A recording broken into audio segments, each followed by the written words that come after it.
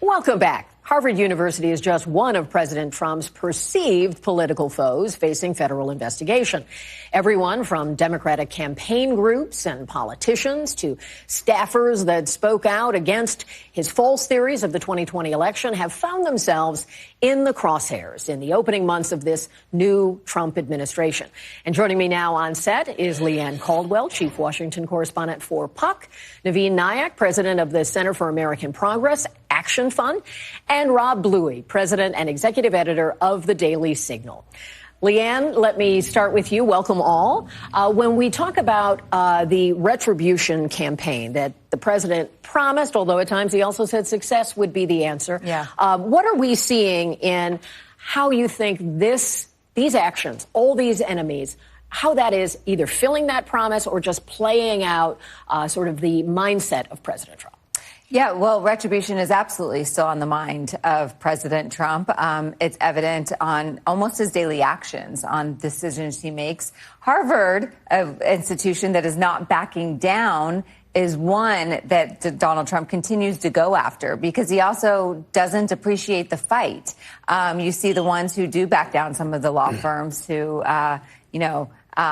have backed away. Made agreements. Have made agreements, yeah. Yeah, and so Donald Trump is continuing to go after those where he thinks that he can, using federal funds and any way he can control the federal bureaucracy to target some of these people and institutions. But the federal funds, he does not have direct control over that. That's appropriated money, even though he talks about it and can direct some things within administrative departments.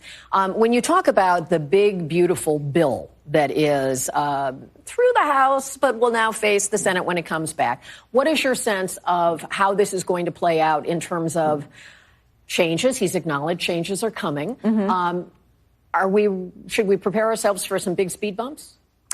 On the big, beautiful bill? Yes. Yes. So now it's headed to the Senate. The Senate is going to change their big, beautiful bill from the House version.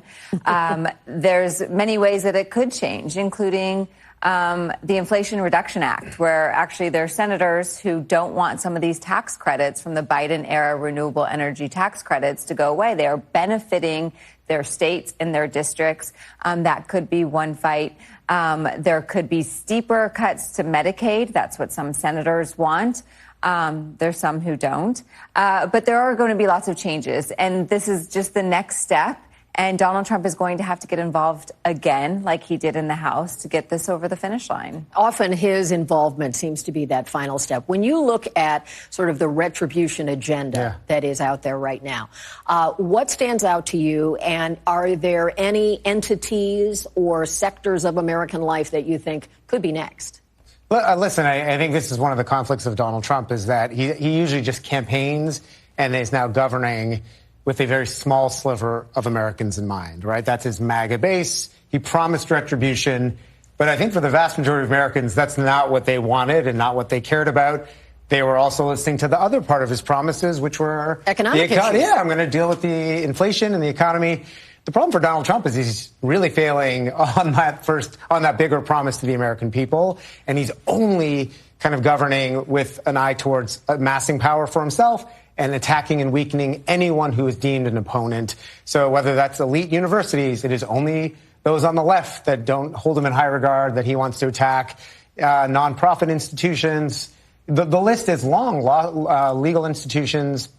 I think we should expect that this is going to be 4 years of this. And this is why I think it's really important for a broader segment of civil society, not just on the left, but actually engaging folks on the center right who will not tolerate this sort of abuse of power and throwing away of sort of constitutional rights. And if we don't build that broader coalition, you're going to see Donald Trump and those around him continue to attack anyone who they deem an opponent. And those who support federalism, who don't want interference at every level, that certainly comes into play as well. When you see how, for example, the Harvard battle is going, because Harvard pushes back, they get more incoming from the president. Sometimes it feels like he's filling pauses in his week, too, adding another iteration to this. They have talked about wanting to make some changes to be responsive to some of his underlying concerns. What is your sense of how that is going? Well, I think this is a losing battle for Harvard the longer this plays out. Students are going to probably choose other Ivy League schools because they don't want to be caught in the crosshairs of this battle between Trump and Harvard. I also think Harvard has a huge stake that they're going to lose, particularly if that 27% of foreign students are no longer allowed to go there. And I know that the judge has put the temporary restraining order, but that's not the end of this fight. And then the additional piece of this is the research dollars that he's pulling from Harvard. And so there are big implications for Harvard's bottom line. But is he going too far? Because I don't think these so. are well-established institutions of scientific study, and when you pull the money back, that break in the continuity could have long-term impact. If I was in the position of Harvard's president, I would say, I don't want the federal money. I'm going to go the route of Hillsdale College. I'm going to do things on my own, so the federal government has no say in how I run my operations. As long as the taxpayers have a stake in this, I think that Donald Trump is very different, though. Well, let's just be clear. This is not anymore about a public interest that Donald Trump is weighing in on, right? The purported argument initially was around anti-Semitism, sure, where you actually had a lot of people at Harvard, including the new president, recognizing this is a challenge and something done. This is not that. These are attacks on who Harvard hires, who gets to go to Harvard, only because Donald Trump doesn't agree with this is an ideological fight, which once upon a time conservatives didn't support the federal government intruding on private enterprise. And why Harvard is except when it's taxpayer dollars that are at stake here. And that's the same debate that we're having over NPR and PBS right now, and why you see conservatives in Congress. Once upon a time, conservatives would not have supported a Democrat withholding taxpayer dollars unless a private entity hired who they wanted them to hire. Rob, this isn't like that ancient history. These were very bright lines for conservatives. And there were plenty of Republicans who voted for funding for public broadcasting and other things over the years.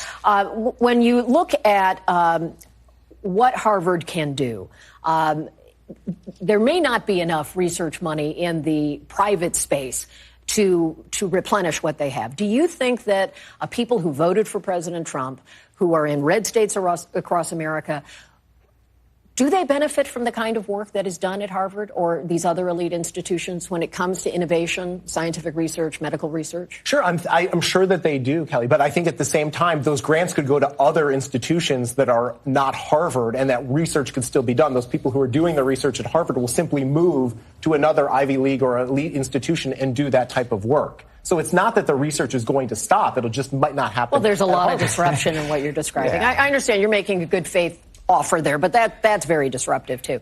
When you look at what is happening on Capitol Hill, is there any support among Republicans for trying to sort of bring a lot of Harvard and elite school graduates who are in Congress, any sense that you have that they want to take on this fight or make the argument that we heard here where Naveed was saying that, this is a traditional conservative point of view to let different entities carry out their will free of government involvement? This is an issue that they do not feel like they want to break with the president on. This is not something that is important enough to them to separate themselves from the president. So most Republicans, there's some who are getting involved and supportive of the president, but most are just staying out of it. I shouldn't be surprised that was your prescription, Leanne. Thank you so much. I'm so happy to have all the panel here. Thank you for your insights.